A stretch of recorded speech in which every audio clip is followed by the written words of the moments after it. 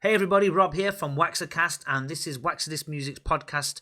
Today's episode, I'm going to discuss when was the last time a track blew your mind? When did music last blow your mind? When you heard something that made you go, wow, absolutely got to listen to that again, got to do more digging on that person or that band, etc. Because the reason I ask this is, at our disposal here in 2024, we have, like never before, an infinite amount of amazing software, right? Amazing hardware, amazing digital audio workstations, amazing AI apps now. Every kind of dreamlike sound we can get, every preset, every loop pack, every sample, everything, like from Splice and all that to anything at your disposal, you can have it now. Whereas back in my day, in the early 90s when I began, you had to go and dig for your sounds. You had to get into the field and you had to go and find records and samples and, and save up money for keyboards and all that kind of thing. And we used to exchange sample discs for Akai's, and, it was a very, very niche community.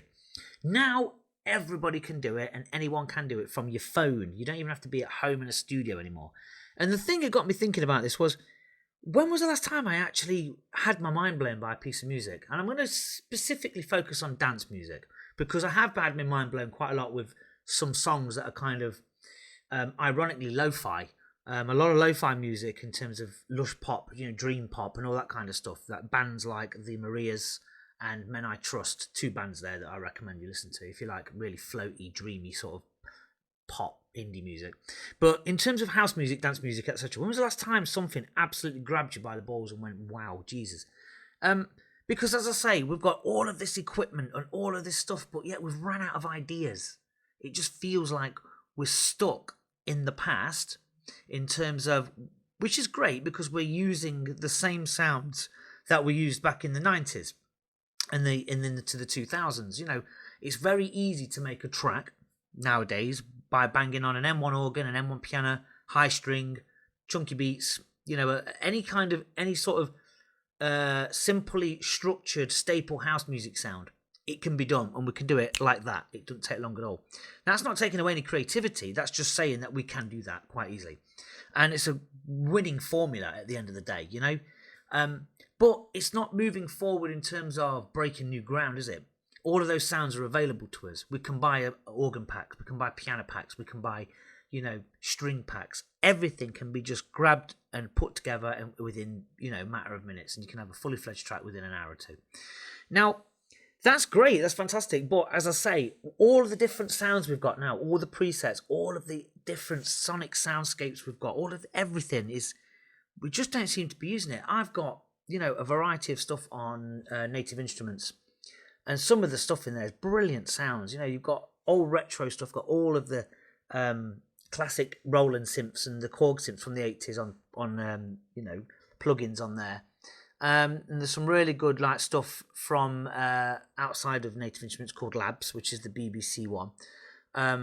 Spitfire, I think. And there's some brilliant stuff on there, some great stuff. But it's for ambient, it's more for soundtrack stuff, But in terms of dance music, there are so many sounds available, and it's almost like we've got all the gear and no idea. It's kind of like we've ran out of ideas, and we're just constantly harking back to the glory days of production. But then I guess when you think about it, listen to rock and roll, they're still using a drum kit, a bass guitar, and an electric guitar, and a vocalist. The four-piece rock band is still, the same format and the same sounds and instruments as it was back in the 60s and 70s.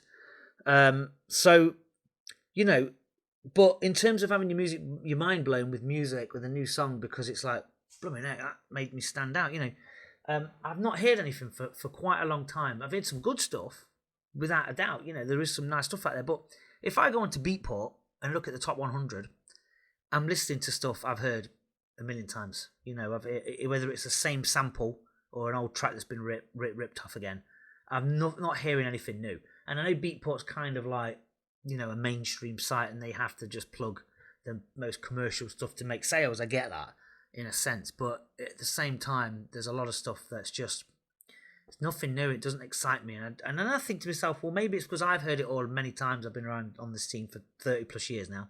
to the young kids coming along, maybe it's not old and worn out to them, and that's probably what it is.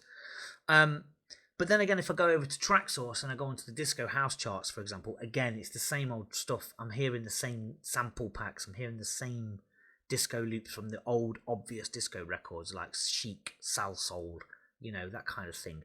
As much as I love those originals, I'm done with recycling them, that's for sure. But again, producers come along every other year and they just still rinse the same thing. So when was the last time you had your mind blown by a piece of music? What was it? Leave it in the comments box. Let me know what it was, because I would gladly love to know exactly what it is. For me, the last time I was probably truly blown away by a dance record was in 2014, I believe, 2013 or 15. Can't remember the exact time, but it was around 2014, and it was by Lone, and it was called Airglow Fires, and it came out on R&S Records. And I had to have it on vinyl. I heard it on YouTube somewhere. I can't remember how I found it, but it came into my direction. And this guy is a lad. I think he's a local lad in terms of where I'm from. I think he's from Nottingham. I might be wrong.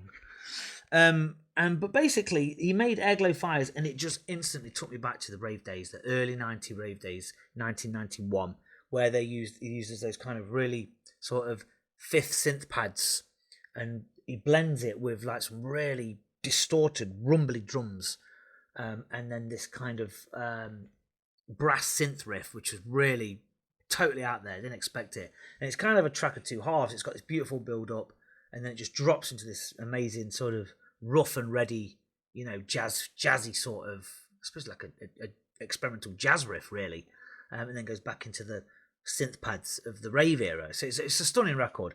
But that was one of the records that absolutely just blew my socks. When I heard it, I couldn't believe it. I was like, wow, that's quality, that is.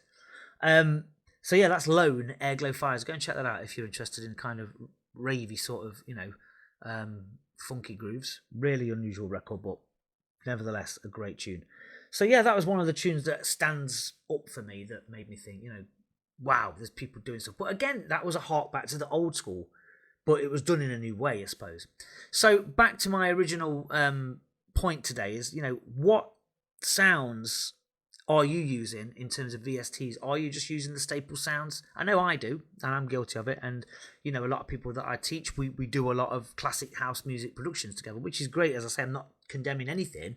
I'm simply saying, what are we doing to push the envelope forward, to make new sounds popular, or to make new presets become the next organ bass? What's going to be the next Korg M1? What's going to be the next this? Because we seem to have a lot of sample packs out there that are getting thrown around. I hear that Splice is kind of getting a lot of stick at the moment because DJs are fed up with hearing the same sample pack, in a track in the charts, whatever digital store they purchase from. And it's a lottery, isn't it? Some people might use the same sample pack. I heard that Fred again, the big electronic producer, he used a sample pack, didn't he, and made a fortune out of one of the tracks, and he got away with it because he paid the $10 or whatever it was to use the sample. So there is a bit of a strange argument there about, should sample pack artists get more reward when their sample is blown up?